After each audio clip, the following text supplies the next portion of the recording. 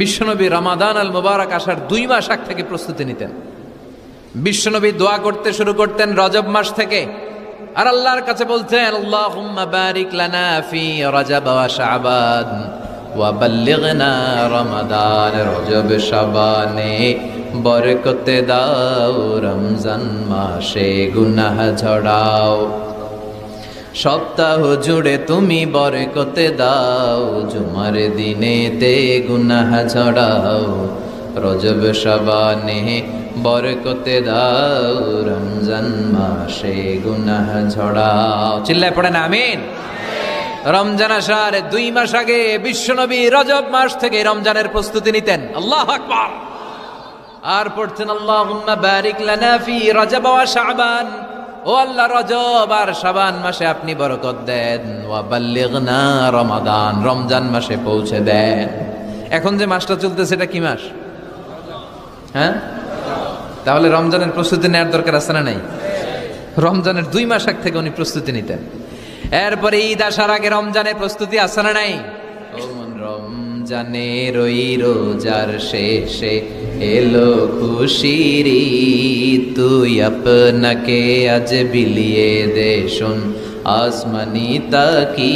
তোর সোনা দানা বালাখানা সব রাহে লিল্লা, দে জাকাতে মুর্দা মুসলিমের আজ ভাঙাইতে নিত। পড়েন, রমজানের ওই রোজার শেষে এলো খুশির ঈদ, তুই পড়বি ঈদের নামাজ রে মন সেই ঈদ গাহে, যে ময়দানে সব গাজী মুসলিম হয়েছে শহীদ। রমজানের ওই রোজার শেষে এলো খুশির ঈদ। আলহামদুলিল্লাহ পড়েন। তার মানে নামাজের আগে প্রস্তুতি লাগে, রোজার আগে প্রস্তুতি লাগে, ঈদের আগেও প্রস্তুতি লাগে। এরপরে হজ যদি পালন করতে চান তারও প্রস্তুতির দরকার আছে না নাই? একজন হজ করবে, প্রস্তুতি লাগবে না? কি প্রস্তুতি লাগবে? হ্যাঁ, পাসপোর্ট লাগবে, হজের ভিসা লাগবে, তারপরে রেজিস্ট্রেশন করা লাগবে, আশকোনার হাজি ক্যাম্পে প্রশিক্ষণ নেওয়া লাগবে, রিয়াল কিনা লাগবে, ইজার কিনা লাগবে, রিদা কিনা লাগবে, বেল্ট কিনা লাগবে, হজের নিয়ম কানুন জানা লাগবে, ঠিক কিনা? দেখেন, নামাজের আগে প্রস্তুতি লাগে, রোজার আগে প্রস্তুতি লাগে, হজের আগে প্রস্তুতি লাগে, কিন্তু জাকাতের আগে লাগে না। হ্যাঁ, জাকাতের জন্য 1 বছর আগ থেকে প্রস্তুতি নেওয়া লাগে। আপনি কবে নিসাব পরিমাণ সম্পদের মালিক হলেন, ডায়েরিতে নোট রাখার দরকার আছে না নাই? এজন্য সবসময় ইবাদত করতে হবে একজনের, তিনি কে? প্রশংসা করতে হবে একজনের, তিনি কে? জিকির করতে হবে একজনের, তিনি কে? বিশ্বনবী বলতেন, লা ইয়াজালু লিসানুকা রাতবান মিন যিকরিল্লাহ, তোমার জিহ্বাটা যেন সবসময় আল্লাহর জিকিরে, আল্লাহর স্মরণে ভিজে থাকে। আবার বিশ্বনবী বলতেন, হাব্বুল কালাম ইলাল্লাহি আরবা, আল্লাহর কাছে সবচাইতে প্রিয় কথা 4টি। কয়টি? সবাই বলেন কয়টি? 1 হচ্ছে সুবহানাল্লাহ, 2 হচ্ছে আলহামদুলিল্লাহ, 3 হচ্ছে লা ইলাহা ইল্লাল্লাহ, 4 হচ্ছে আল্লাহু আকবার। প্রথমটা কি? দ্বিতীয়টা? তৃতীয়টা? 4 নাম্বারটা? আবারও আওয়াজ করে সবাই পড়েন, প্রথমটা কি? দ্বিতীয়টা? তৃতীয়টা?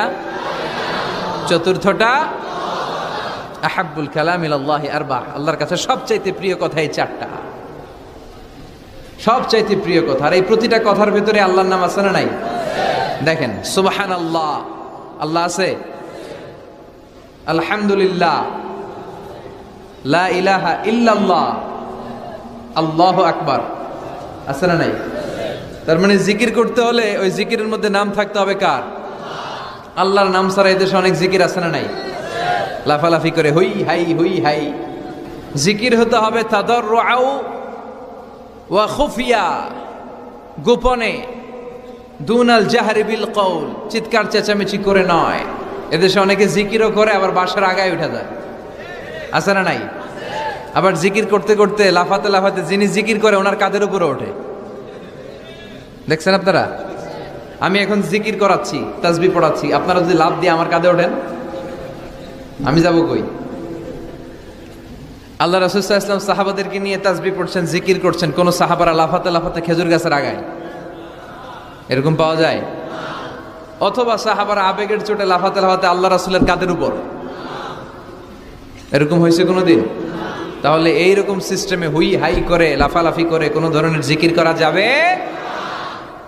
জিকির করতে হবে হাতের কড়ায়, গুনে গুনে, ভদ্রভাবে।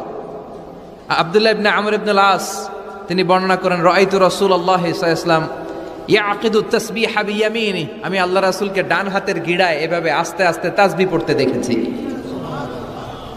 কোন হাতের গিড়ায়? নাকি বাম হাত? আমরা কোন পন্থী? সব নবীরা কোন পন্থী ছিল? জান্নাতে ঢুকবে কোন পন্থীরা? এজন্য ডানপন্থী হতে রাজি আছেন তো সবাই? ডান হাতের গিড়ায় তাসবিহ পড়বেন, রাজি আছেন?